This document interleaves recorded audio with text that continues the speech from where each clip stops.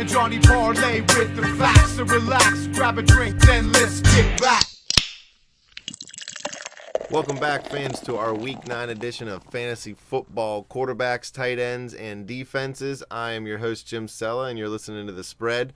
We're in studio today with our newly signed Big Easy. His official contract today was signed with The Spread. He gets one case of beer a week. Is that a fair deal? For the insight and analysis, I would say yes. All right. We got Jay Dash here. He's our fantasy guru. He knows everything fantasy in the world. If there's a fantasy league for it, he knows it. So he's going to break down all the quarterbacks, tight ends, and defenses. Let's get it going. Let's do it. Tier 1, Andrew Luck, Peyton Manning, Aaron Rodgers, and Drew Brees. Brees played yesterday, and Aaron Rodgers is on a bye, so that just leaves Luck and Manning. What about Brady?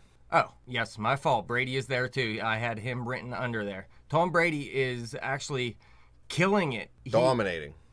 14 TDs over his last 4 games. This is a great matchup. Denver lets up the 8th most to fantasy quarterbacks. And you know this is going to be a high-scoring game, and both teams are going to be passing a lot. Believe it. Tier 2, the must-plays right now. Phillip Rivers, Russell Wilson, and Cutler and Ryan are both on buys. Phillip Rivers has been playing real well this year, and Russell Wilson's a bigger part of Seattle's offense now that Percy Harvin's not there, so either one are a good play. Tier 3, Tony Romo, Colin Kaepernick, and Nick Foles. Romo's questionable with that back. You got knee right in the spine last week. Colin Kaepernick's going up against St. Louis. That could be a good matchup. Yeah, Colin Kaepernick killed the Rams the last time he played them. 343 yards and 3 TDs in Week 6. He does only have 4 TDs and 4 interceptions in 3 home games this season, but it is a great matchup. St. Louis lets up the 6th most to fantasy quarterbacks, and I really like this play. Breakout game at home for Cap. With 7 picks in his last 4 games, I think Nick Foles is going to be looking to tighten his game up a little bit, and I actually like that play. Definitely. Houston isn't the greatest defense. Yes, they're middle of the league against fantasy quarterbacks, but I still love that matchup. Yeah, Chip Kelly offense. Tier 4, Carson Palmer, Eli Manning, and Ben Roethlisberger. Big Ben, huge numbers against the Colts. Probably not going to put up those kind of numbers against Baltimore. Always a tough matchup, but I think he's going to put up more than usual. He could put up close to 30. Tier 5, Ryan Tannehill, Andy Dalton, Alex Smith, and RG3. Tannehill, I put him in the lineup this week because I have Cutler on the bye.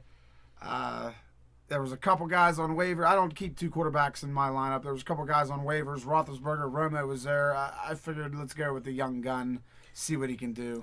Him. As you can see, I have Roethlisberger just above Tannehill. So, yeah, either one you can go with. I'm not perfect here. Tannehill could definitely outscore Roethlisberger this week. Tannehill's looking for a big game with Mike Wallace, so you might get lucky that way. You know, maybe he gets 2 deep balls to Wallace and gets you 14 points just from the touchdowns alone. RG3 probably coming back this week. That should help the receivers, but I have to see it from RG3 first before I just throw him in the lineup. Yeah, his knee could crumble at any moment. Tier 6, Ryan Fitzpatrick, Teddy Bridgewater, Blake Bortles, and Mike Vick. Terry Bridgewater, you almost said it again, didn't you? Yes. You love Terry. You have this obsession with him. Bridgewater, young guy, not doing too great. Fitzpatrick, he could put up a lot of points versus Philly. It's going to be a shootout in that game. Philly's going to put up points. So even though Fitzpatrick's going to get crushed in the game, dude can put up fantasy points. Yeah, we're getting a little low on the list, so Fitzpatrick is probably a last resort. Anything below that, you're probably hurting. Tier 7 here is Brian Hoyer, Joe Flacco, Mike Glennon, Derek Carr, and your favorite, Austin Davis. Nobody dare pick Dead Joe last. Flacco against the Steelers. Austin Davis is garbage.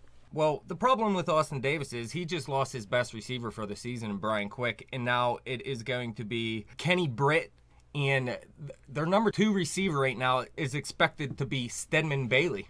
What happened to Tavon Austin? Is he fallen off that much? Yeah, he's just not a receiver. He's pretty much a punt returner. That's garbage. Yeah, it sucks. All right, moving along to some tight ends. Tight ends become a much bigger position in the last couple years. People are putting up mad points. People like Jimmy Graham, Gronkowski, Julius Thomas, Greg Olsen, and Antonio Gates. Those are your elite guys, and you got to play them if you got them. Greg Olsen and Jimmy Graham already played, so if you didn't play him, you made a mistake already. Tier 2, must starts right now.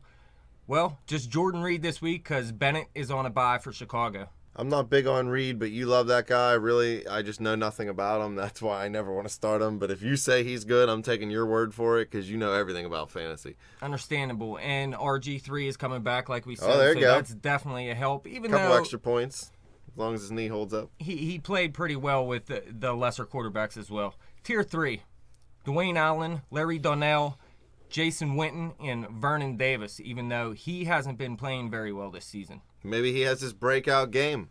That's what I'm hoping for. St. Louis is actually a good defense against tight ends. They let up the 8th fewest fantasy tight ends.